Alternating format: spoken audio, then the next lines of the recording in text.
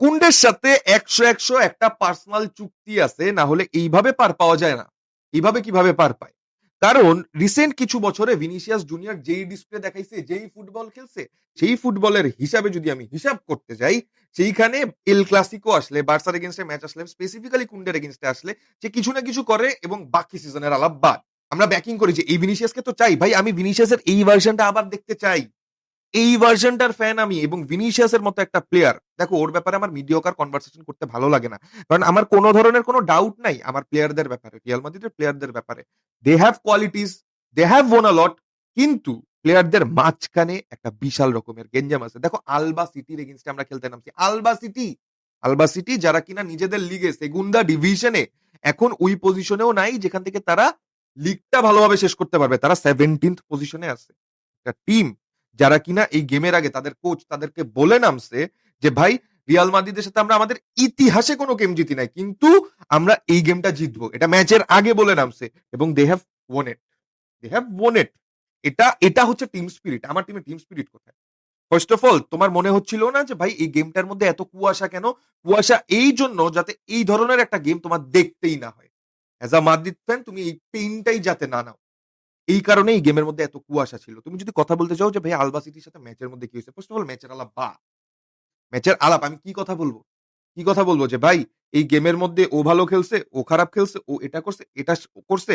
ভাই first of all Alvaro আরবালোয়ার first game, এবং সে যে টিমটা নামাইছে, টিমের লাইন আপ দেখে মনে হয়েছে যে আচ্ছা ঠিক আছে, ইউথকে ট্রাস্ট করতেছে, তারপর হচ্ছে গিয়ে নিজের কাস্তিয়ার প্লেয়ার নিয়ে আসতেছে, আন্ডারস্ট্যান্ডেবল। এখানে দুইটা পার্সপেক্টিভ আছে। First of all Copa del রের মতো কম্পিটিশনে সবাই মোরলেস বড় টিমগুলা নিজেদের এক্সপেরিমেন্টাল প্লেয়ার গুলা খেলায়, প্লেয়ার বের করার চেষ্টা করে। মাদ্রিদের একটা নাম্বার 6 প্রবলেম আছে যে আচ্ছা ঠিক আছে, কোনো প্লেয়ার ঘুরাইতে পারে না। আলটিমেটলি আলভারো আরবালোয়া এটা জিনিসটাও বলছে যে হোর্হে সেস্তেরো যাকে খেলাইছে নাম্বার 6 পজিশনে কাস্তিয়া থেকে তুলে, সে নাকি স্পেনের ইউথ লেভেলের বেস্ট ট্যালেন্ট, বেস্ট। তো আমার কোনো চাপ নাই আমার কোচের কথা মানতে যে ভাই আচ্ছা ঠিক আছে আমি ব্যাকিং করবো, he is the best talent. লামাসিয়ার কোনো প্রোডাক্ট না, অন্য কোনোখানের কোনো প্রোডাক্ট না, he is the best one. কিন্তু এইটা যখন আমি করব, আমার ওই সিচুয়েশনেও থাকতে হবে যে ভাই আমি একটা ভালো পজিশনে থেকে এই জিনিসটা করতেছি। আমি লাস্ট গেম হারছি, আমি আমার কোচ স্যাক করছি।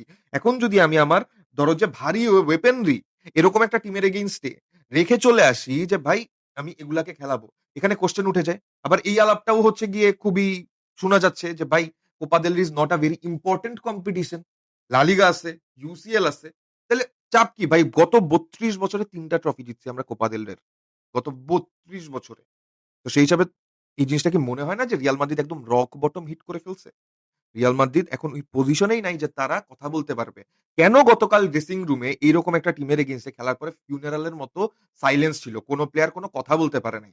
সব দোষ নিজে কোচ এসে নিজের ঘাড়ে এসে নিয়ে নিছে। এটা কি ইয়েস ম্যান হয়ে গেল? যে পেরেজের সব কথায় হ্যাঁতে হ্যাঁ মিলাবে? জিনিসটা এইরকম না। ও নিয়ে নিছে প্লেয়ার প্রটেক্ট করতে হইতেছে ক্লাব ইনস্ট্রাকশন। ভাই for once in this lifetime প্লেয়ারদেরকে ব্লেম করো। প্লেয়ারদেরকে কল আউট করো যে ভাই তুমি খারাপ খেলছো, তুমি খারাপ খেলছো, তুমি খারাপ খেলছো। কল আউট করে বলো যাতে কিনা ওরা ওই প্রেশারটা ফেস করে যে ভাই আমি ওয়ার্ল্ড এর বেস্ট ক্লাবে খেলতেছি। In terms of business I am making a lot, অনেক টাকা কামাচ্ছি, আমি বড় বড় ভিলায় থাকি, আমি এই গাড়ি চালাই, আমার জীবনে এই পার্টি আছে। এই সব কিছুর পরে যখন ওরা এরকম পারফরমেন্স দেয়, কি ভাই এই গেমের মধ্যে আলবা সিটির সাথে পজিশন ছিল 78%। এই জিনিসটা কি স্বাভাবিক না? সেগুন্দা ডিভিশনের ৭০ নাম্বার টিমের সাথে তোমার পজিশন হচ্ছে কি ৮০% থাকবে? জিনিসটা কি স্বাভাবিক স্বাভাবিক না? তুমি রিয়াল মাদ্রিদ ম্যান। সেই হিসাবে তুমি চিন্তা করতে গেলে মানে this game doesn't sum up at all, at all. তোমার কি এই টিমের মধ্যে আ ভালো প্লেয়ার ছিল না? Federico Valverde is a senior player, Vinicius Junior is a senior player. তোমার মোরলেস সেন্টার ব্যাক পেয়ারিং মেইন টিমের সেন্টার ব্যাক পেয়ারিংই। ফ্রান গার্সিয়া মেইন টিমের প্লেয়ারই। তুমি কয়টা প্লেয়ার নতুন খেলায় হচ্ছে গিয়ে বলতে পারবা যে নিউ টিম ছিল?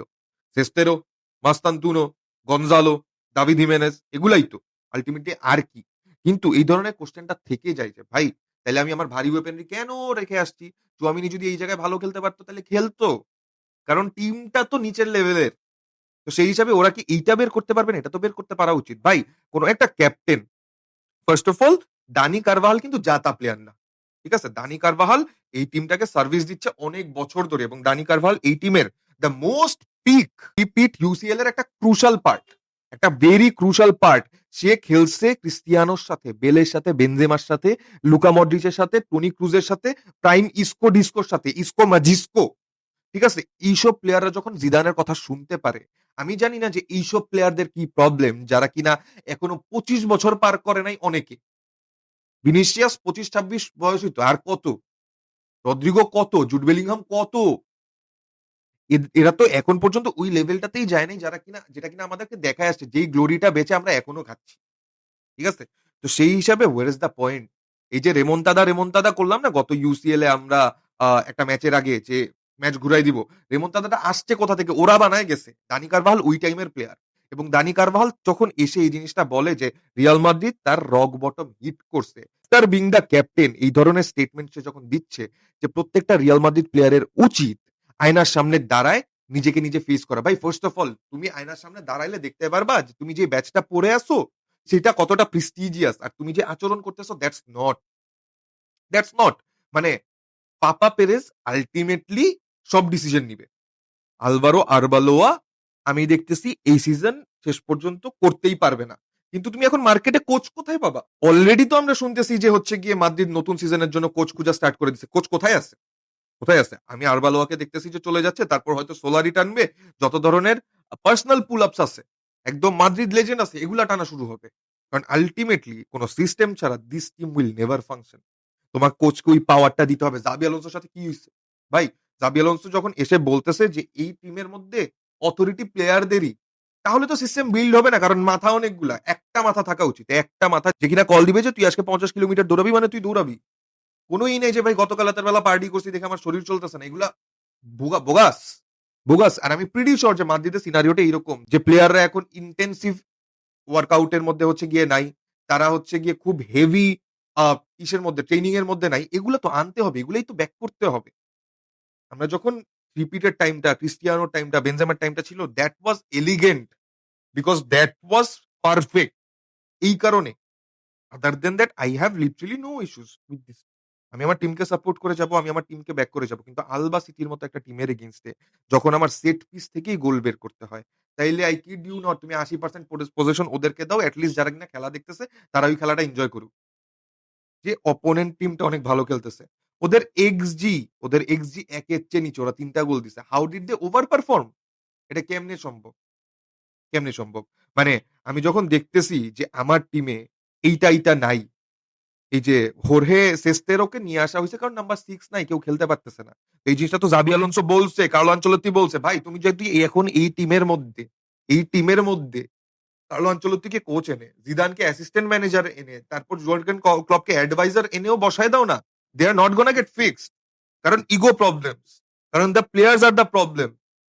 আমি যদি দেখি এই সিজনে আমার টিমের জন্য কে কয়টা গোল দিছে, ভাই দিস ইজ হিউমিলিয়েটিং, হিউমিলিয়েটিং। এমবাপ্পের নাম্বার ঠিক আছে, এমবাপ্পের নাম্বার ঠিক আছে। Other than that Vinicius Junior who talks more than he does, ওর প্রবলেম আছে।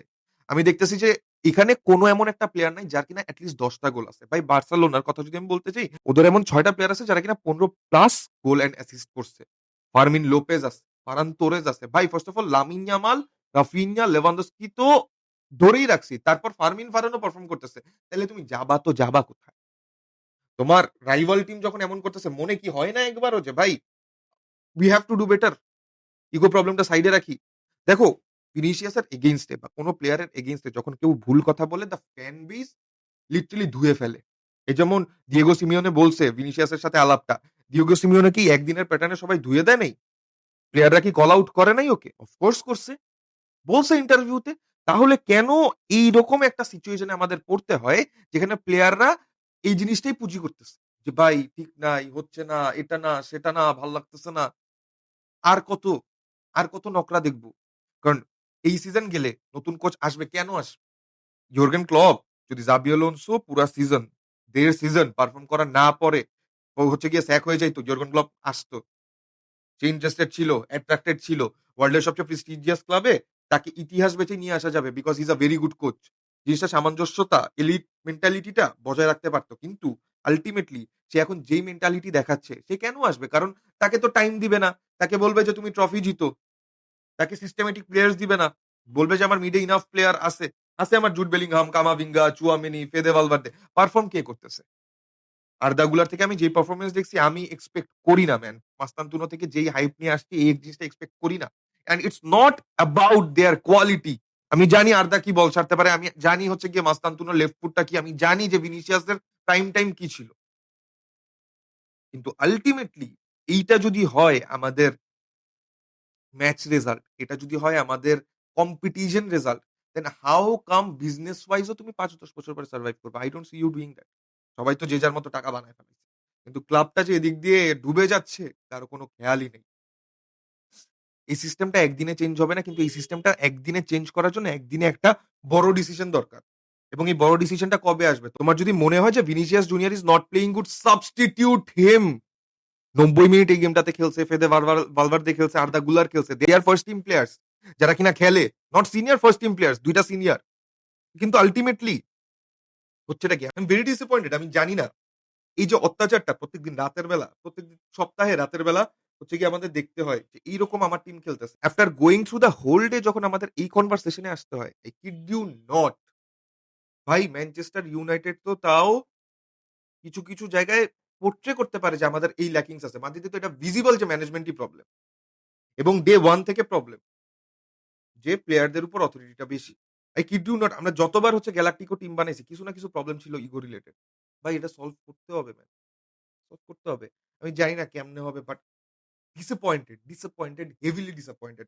প্লেয়ার ব্যাশ করেও লাভ নাই কারণ কত আর, কত আর ভিনিসিয়াসকে নিয়ে বলবো যে ভাই তুই ভাগ, তোরে বানমু, তোরে বাইদা হচ্ছে গিয়ে টানা ১০ ঘন্টা, টানা ১০ দিন তোরে এই জিনিসটাই বুঝামু যে ভাই তোর 10x হচ্ছে না, তোর 1x হচ্ছে না, 2x হচ্ছে না, তোর মাইনাস ওরা চলে গেছে। এই জিনিসটা যে ওরে বুঝাবে, কোথায়, কিভাবে আমি জানি না ম্যান। ওদের অথরিটিটা সরাও, টিমটাকে বাঁচাও। Other than that this is hilarious, this is very hilarious. Guys, তো দেখা যাক যে লিগের মধ্যে কি করি, চ্যাম্পিয়ন্স লিগে কি করি। কারণ বড় কম্পিটিশন তো আছে এখন। বড় কম্পিটিশনে খেলবো আমরা। বড় কম্পিটিশন জিতে যাবো। টাটা।